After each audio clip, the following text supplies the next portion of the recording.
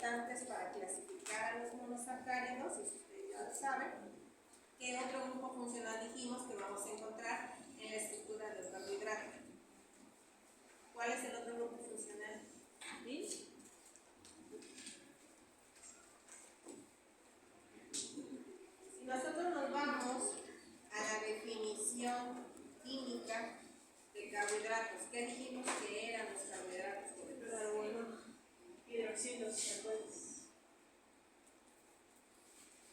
dijimos son cetonas o aldehídos polihidroxilados. ¿Cuál es el otro grupo funcional que está presente entonces? hidroxilos. Hidroxilo, ¿sí? Que en química orgánica, ¿quién representa? Los alcoholes. Los alcoholes, ¿vale? Entonces tenemos tres grupos funcionales en la estructura química de un carbohidrato. El grupo formilo, el grupo carbonilo y el grupo hidroxilo. Bien. Aquí recuerda que dijimos que íbamos a ver un poquito de química orgánica, de lo que era el carnos. ¿Por qué? Para que ustedes se fueran familiarizando con la estructura del carbohidrato. En el caso de esta vez, pues ya no vamos a hacer eso, porque ustedes ya lo vieron, lo que su compañero ya lo sabe también. Bien, vamos a la clasificación de los carbohidratos, ¿sí? Dijimos que un criterio para clasificar a los carbohidratos es por el número de unidades de azúcar o por el número de monosacáridos que lo componen, ¿sí? Si solamente tiene una unidad de azúcar, a ese carbohidrato se le conoce como monosacárido. Si tiene de 2 a 9, de 2 a 10, de 2 hasta 15, dijimos que esta parte la vamos a encontrar de diferentes formas en los textos, ¿no? Pero se entiende que a partir de 2 hasta 10 o hasta 15 unidades de azúcar, estamos hablando de un oligosacárido, que es un carbohidrato con bajo peso molecular. Y que cuando ya hablamos de un polisacárido, va a ser un carbohidrato que tiene más de 15 o más de 20 unidades de azúcar, ¿sí? Pero ya dijimos que esto puede cambiar, ¿verdad? O sea, tiene un poquito de diferencia dependiendo del texto que nosotros consideremos. Entonces, esta es una clasificación, pero de carbohidratos. ¿Y se basa? ¿En qué se basa? ¿Cuál es el criterio? En la cantidad de unidades de azúcar. En la cantidad de unidades de azúcar. Muy bien. Ahora dijimos, ¿cómo es que los monosacáridos se van uniendo para formar disacáridos, trisacáridos, oligosacáridos o polisacáridos, que son los carbohidratos más grandes, a través del enlace glucosídico? Aquí platicábamos, aquí ya hablábamos de el carbono anomérico. Dijimos que el carbono anomérico de un monosacárido es el que va a estar inmerso en la formación del enlace glucosídico. Pero lo que dijimos con respecto al carbono anomérico, ¿cuál es la característica principal? Que ahorita ya lo aprendieron, estoy segura. No. ¿Cuál es la característica del carbono anomérico? Tiene 4 sustituyentes diferentes. Ahora, ¿cómo podemos nosotros reconocer, identificar la estructura química de un carbohidrato? Bueno, vamos a relacionarnos primero con lo que sería la estructura abierta. Aquí hay ejemplos de monosacáridos, ¿sí? Todos estos son monosacáridos. El primero es la glucosa, el segundo es la fructosa, el tercero es la galactosa, ¿sí? Por ejemplo. Ahora, en la glucosa vemos que es un monosacárido que va a tener al grupo ¿qué? ¿Qué grupo es este? ¿Qué grupo funcional es este que está aquí? ¿Cuál dijimos que era? ¿Pero cómo se llama el grupo funcional? Formilo. El formilo que representa los aldehídos, sí, pero el grupo funcional se llama formilo. Y si nosotros nos vamos acá a la fructosa, este grupo funcional, ¿cuál es? Es el que representa las cetosas o las cetonas. ¿Cómo se llama? Carbonilo. Bien, entonces decíamos que en el ejemplo de la es una aldosa porque tiene un grupo formilo, que está aquí. Decíamos que esta es la forma abierta de cualquier monosacárido y a esa proyección se le llama proyección de Fischer. A la forma alifática o abierta de un monosacárido la conocemos como proyección de Fischer. Ahora, ¿cómo es que un monosacárido se cicla? Va a reaccionar, en este caso, el carbono 1, que es donde se encuentra el grupo funcional, y se va a cerrar y va a reaccionar con el carbono 5. ¿Okay? Y así es como nosotros obtenemos esta estructura que está aquí. Ahora, dentro de esta estructura, nosotros podemos identificar el carbono numérico, porque es el que va a quedar con 4 sustituyentes diferentes cuando la molécula ya esté en su estructura cíclica. Y podemos observar que el carbono numérico es este que está aquí. ¿Por qué? Porque si vemos sus sustituyentes son los siguientes. Este carbono hacia acá está unido con el oxígeno, hacia acá está unido con el carbono. Aquí tiene un hidroxilo y acá tiene un hidrógeno. Todos los sustituyentes son diferentes, entonces ese es el carbono anomérico. Con base en esto, nosotros dijimos que se pueden establecer 3 posiciones diferentes para los enlaces glucosídicos, ¿verdad? ¿Cuáles eran esas posiciones, dijimos? Exacto. 1, 1, 1,4 y 1,6. ¿Cómo interpreto yo eso que estoy diciendo? Bueno, estoy hablando que un enlace glucosídico se puede formar entre el carbono 1 de un monosacárido y el carbono 1 de otro monosacárido. Entre el carbono 1 de un monosacárido y el carbono 4 del siguiente monosacárido, o el carbono 1 de un monosacárido y el carbono 6 del otro. ¿Cuáles son esos carbonos? Bueno, vámonos aquí al disacárido que tenemos como ejemplo. Este es el carbono anomérico, ¿cierto? ¿Sí o no? Sí. Es el carbono anomérico. Bien. Decíamos que si este es el carbono anomérico, va a ser el carbono 1. Entonces, si nosotros llevamos la numeración de la cadena de carbono, este es el carbono 1, este es el 2, este es el 3, este es el 4, este es el carbono 5 y el carbono 6 es el que queda fuera de la estructura anillada. ¿Sí? Entonces, los enlaces glucosídicos se pueden formar entre el carbono 1 y 1. Si estuviera aquí, ese sería un enlace de tipo 1,1. Aquí, ¿qué tipo de enlace es? 1,4, ¿verdad? Porque está el enlace glucosídico, que es este, se está formando entre el carbono 1 de este monosacárido, que aquí lo estamos identificando, y el carbono 4 del otro, que es este que estoy señalando. ¿Cómo sé que ese es el carbono 4? Bueno, porque en este monosacárido el carbono 1 también es este, ¿sí? Porque este es el carbono que tiene 4 sustituyentes diferentes. Es el carbono anomérico o asimétrico. ¿Sí? Entonces este es el carbono 1, este es el 2, este es el 3 y este es el 4. Entonces este enlace glucosídico se formó entre el carbono 1 y el 4. ¿Okay? Ahora, si fuera entre el carbono 1 y el 6, bueno, sería entre este carbono y el carbono que está fuera de la estructura del anillo en el otro monosacárido. ¿Sí estamos, me estoy explicando en esto? ¿Sí? ¿No? Sí. Más o menos. Lo único que tengo que hacer aquí es identificar la numeración de los átomos de carbono. ¿Sí? ¿Cómo voy a saber? Aquí tengo, por ejemplo, una estructura abierta. Recordemos que la numeración, ¿cómo va a ir? Tenemos que ver que en una estructura donde va a haber un grupo funcional formilo o carbonilo, la numeración va en sentido que al grupo funcional le toque la numeración más baja. ¿Sí? Entonces, si yo aquí les estoy diciendo que aquí en este monosacárido el carbono 1 es este, porque aquí es el grupo funcional, ¿sí? Entonces el carbono 2 va a ser este de acá, el 3 va a ser este va a ser el 4, este el 5 y este el 6. Ya que los tengo ubicados, ahora voy a ciclar la molécula. Si el carbono 1 reacciona con el carbono 5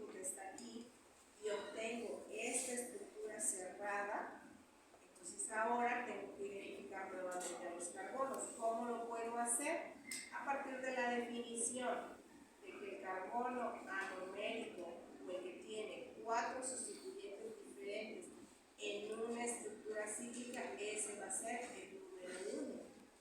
Entonces, si esto es cierto, este carbono es el número 1. Y si ese es el número 1, entonces este es el 2, este es el 3, este es el 4, este es el 5, y el que queda fuera del anillo va a ser el número 6. ¿Para qué me sirve identificar eso? Para que cuando yo tenga un enlace glucosídico yo pueda saber en qué posiciones se formó. Este es un monosacárido y este que está aquí es otro monosacárido. Si no estuviera en el enlace glucosídico, esto estuviera de esta manera, separaditos, nada más. Pero ahí ya se formó un enlace glucosídico. ¿Cómo puedo yo saber en qué posiciones se formó? Tengo yo que identificar primero en cada monosacárido dónde está el carbono 1. ¿Cómo voy a identificar cuál es el carbono 1? Porque voy a ver que es el que tiene 4 sustituyentes diferentes. ¿Sí? Imaginemos, olvídense de esta parte de este disacárido y se enfóquense en este lado. ¿Sí? Este es un monosacárido. ¿Cuál es el carbono 1 en este monosacárido? ¿Cuál es? ¿Este que estoy señalando? Sí. ¿Por qué? Porque es el que tiene los 4 sustituyentes diferentes. ¿Cómo puedo yo saber? Está bien fácil, está unido al oxígeno. Fácil, está unido al átomo del oxígeno dentro de él. Porque este no puede ser porque tiene un carbono y acá tiene otro. ¿Sí? Este no. Este aquí tiene un carbono, pero acá tiene un oxígeno. Acá tiene un hidrógeno y acá tenía un hidroxígeno, que fue el que reaccionó. Ahora me voy al otro monosacárido, me olvido de esta parte. Y aquí ya supe que este es el carbono 1. Sabiendo que este es el carbono 1, entonces yo me voy a enumerar los carbonos aquí. Y este es el 1, este es el 2, el 3, el 4, el 5 y el 6. Ya que los ubiqué, me olvido de esta parte y me voy para acá. Este es otro monosacárido igualito. ¿Sí? Tengo que identificar igual el carbono anomérico aquí, porque ese va a ser el número 1. ¿Cuál es? Este que está acá. Si el enlace se estuviera formando entre este carbono y este de aquí, el enlace sería tipo 1,1. Ahora se está formando entre este carbono y este de acá. ¿Qué tipo de enlace es? Es 1,4. Si yo me voy a ubicar aquí los carbonos ahora en este monosacárido, bueno, este va a ser el carbono 1 porque es el carbono anomérico, porque es el que tiene 4 sustituyentes diferentes, es la misma dinámica. Entonces este es el número 2, este es el 3, este es el 4, este es el 5 y este es el 6. Este enlace glucosídico se formó entre el carbono 1 de este monosacárido y el carbono 4 de este monosacárido. Este enlace glucosídico que está en el ejemplo es de tipo 1,4. ¿Sí? A eso se refiere. Por eso nada más es importante que yo ubique cuál es el carbono anomérico en un monosacárido. Y ahí es donde se van formando los enlaces glucosídicos. Ahora, ¿cómo se forma un enlace glucosídico? Bien, van a reaccionar los hidroxilos de dos monosacáridos. ¿Sí? En las posiciones 1,1, en las posiciones 1,4 o en las posiciones 1,6. ¿Sí? Porque ya sabemos que en un monosacárido, por cada átomo de carbono, hay un hidrógeno y un hidroxilo. Bien, entonces nos regresamos acá para poder revisar. Ahí no pudieran. Para la siguiente. Ejemplo de cómo se forma un enlace glucosídico. Es muy sencillo. ¿Sí? Simplemente reaccionan los hidroxilos de los monosacáridos que se van a unir a través de este enlace. Aquí, por ejemplo, el ejemplo que yo traigo aquí es un alcohol con una glucosa, para que no hubiera más estructuras. estructuras ahí cíclicas y separadas, ¿sí? Lo único que yo quiero que veamos es lo siguiente. Aquí tenemos un monosacárido, una glucosa cíclica, ¿verdad? Y este es el carbono numérico. Este es el carbono que va a intervenir en la reacción para formar el enlace glucosídeo. Ahora, imaginemos que este hidroxilo corresponde al hidroxilo de un carbono del otro monosacárido, ¿sí? Bueno, aquí imaginemos otra glucosa que está cíclica también, y este hidroxilo, pongámosles que está en el carbono 4 de la otra glucosa o del otro monosacárido. Es que le puede poner puntito rojo porque casi no se ve la flecha. Lo que pasa es que mire, este es el carbono numérico. El hidroxilo que está aquí es el que va a reaccionar con el hidroxilo de un carbono que ya es del otro monosacárido.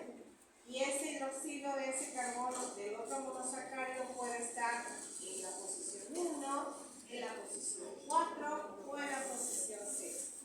Ahorita eso no nos interesa, lo que nos interesa es ver cómo es que los hidroxilos reaccionan para que se forme el enlace tipo éter, ¿sí? Entonces nada más nos vamos a concentrar en este hidroxilo y en este de aquí.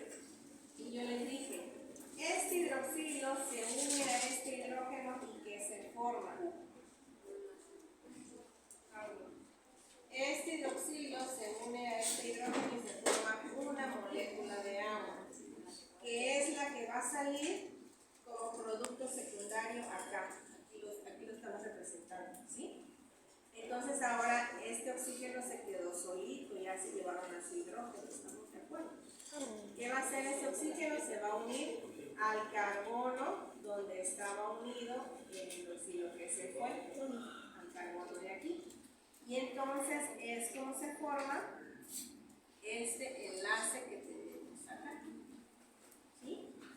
Un hidroxilo con un hidrógeno se fueron y se produjo agua, salió como producto secundario, y el oxígeno que se había quedado solito se une al otro carbono y ese es el enlace tipo éter. Es un oxígeno que está unido a los dos carbonos de ambos monosacáridos. Y ese es el enlace glucosídico. No es una deshidratación. Alguien me preguntaba, maestra, ¿eso no es una deshidratación porque sale agua? No, no porque, ¿cómo les diré? El hidrógeno y el hidroxilo no corresponden a la misma molécula. Cuando sale de la estructura química de la misma molécula, toda la molécula de agua, entonces sí se deshidrata. Pero aquí no. Aquí el hidrógeno es del hidroxilo de un monosacárido y el otro hidroxilo es del otro monosacárido. Entonces se unen y forman agua. ¿Sí me explico cuál es la diferencia ahí? ¿Sí la vemos?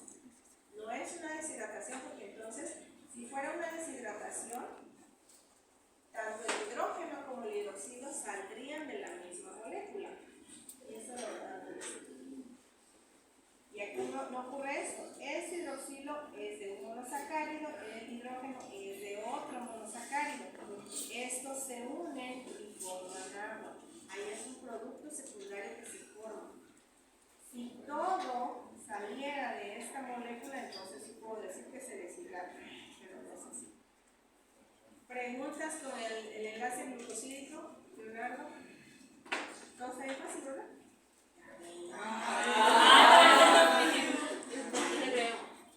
Bien. Esto es clasificación de monosacáridos, ¿sí?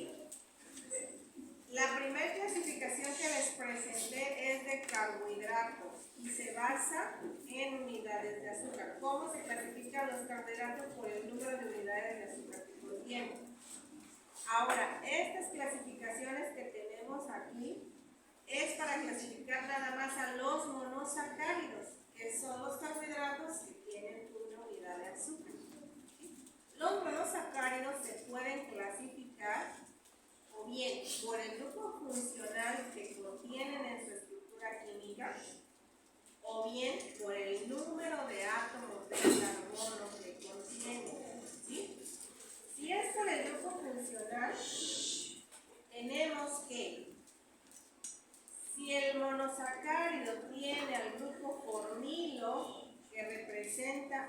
aldehídos, el monosacárido es una aldosa.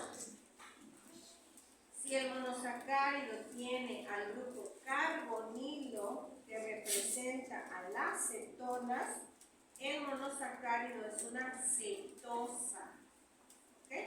Y esas son las dos clasificaciones de un monosacárido por el grupo funcional que contiene en su estructura química.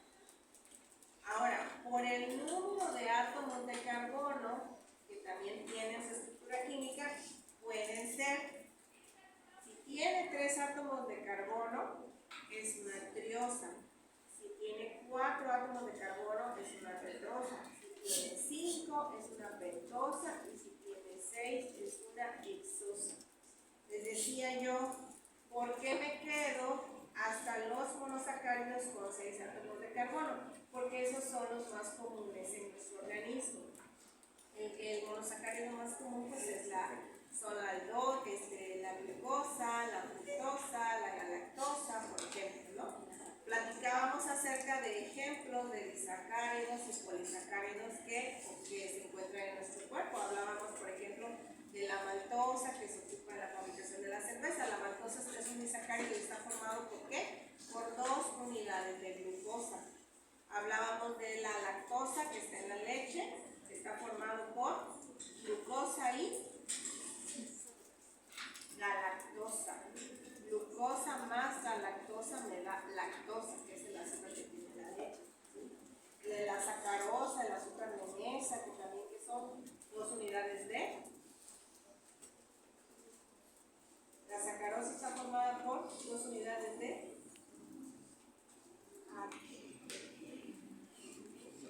La glucosa. Glucosa y fructosa. ¿Sí? Decíamos que la fructosa es el monosacárido que está presente en las frutas, ¿verdad? Es el azúcar de las frutas. De polisacáridos hablamos del almidón, que nosotros ingerimos a través de metileno, por ejemplo. Y hablábamos del glucógeno. A ver quién se acuerda del glucógeno. ¿Qué es el glucógeno?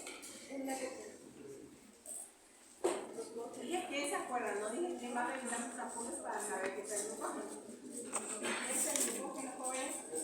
Decíamos que es un polisacárido, es decir, es un carbohidrato que va a tener más de 20 unidades de monosacáridos. ¿Sí? Y decíamos que el glucógeno está formado exclusivamente de glucosa, unidades de glucosa. Y que este se forma a través de ¿qué? Bueno, ya la glucosa que llegó toda degradada o liberada al torrente sanguíneo y que no se oxidó en la glucólisis, es la que va a regresar al hígado para unirse otra vez, ¿sí? Y formar el glucógeno. Que ese glucógeno es el que se va a reservar, ¿sí? Y es el que nos va a ayudar cuando nosotros, por ejemplo, tenemos ayunos, largos periodos, aunque nosotros no hayamos ingerido alimentos y no tengamos una fuente de energía inmediata, ese glucógeno es el que se va a volver a degradar a glucosa o a liberar a glucosa solita para que entre esa glucosa al ciclo de Krebs y a la glucólisis, y es el que nos va a dar energía para que nosotros hagamos nuestras actividades aunque no hayamos ingerido alimentos, aunque no tengamos una fuente de energía. ¿Sí? Y también decíamos que ese glucógeno se puede almacenar en forma de ácido láctico en los músculos, ¿cierto? Y que es el que nos va a ayudar para cuando nosotros tenemos una actividad física, es el que nos va a ayudar a mover a nuestros músculos durante ese periodo de actividad física. ¿Okay?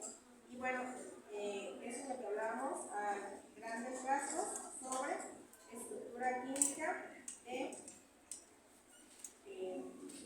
carbohidratos. Y bueno, aquí las 2 proyecciones ya vimos. Ya hablábamos también de que las proyecciones alifáticas o abiertas de unos monosacáridos se llaman proyección de Fischer. Y la proyección cíclica es la proyección de Howard. Que les decía, acuérdense de Howard, ¿cómo se llama esa película? Tiene un nombre parecido en la escuela. Algo así, más o menos. Son tips de neurotecnia para que ustedes se acuerden en el examen. Pero ya será en otro examen porque teníamos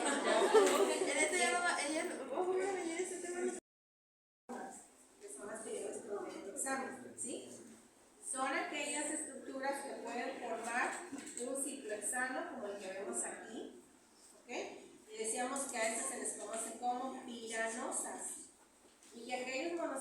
carbohidratos que al ciclarse forman un ciclopentano o un anillo con 5 átomos, es el que se van a conocer como furanosas. Y esas son las dos formas cíclicas que puede adquirir un monosacárido. ¿Sale? La piranosa o la furanosa. ¿Sale? Y bueno, ya de aquí nos pasamos a respiración celular.